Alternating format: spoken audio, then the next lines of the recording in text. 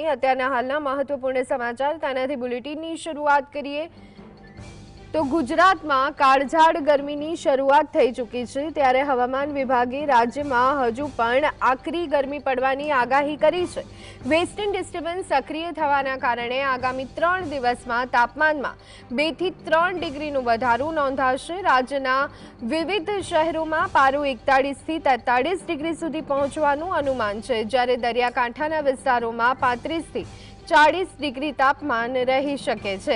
ખાસ કરી અને અમદાવાદમાં આજે મહત્તમ તાપમાન 42 ડિગ્રીની આસપાસ રહેશે। હવામાન વિભાગના જણાવ્યા અનુસાર 26 એપ્રિલના રોજ ગરમીનું જોર વધુ જોવા મળશે, જેમાં અમદાવાદમાં તાપમાન 43 ડિગ્રી સુધી પહોંચી શકે છે।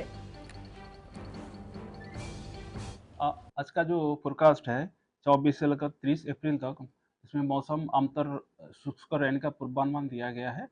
और जो उच्चतम तापमान है इसमें अगले 3 दिन तक 2 से 3 डिग्री सेंटीग्रेड टेम्परेचर बढ़ने का संभावना रहेगा, लेकिन उसके आगे टेम्परेचर फिर 2 से 3 डिग्री सेंटीग्रेड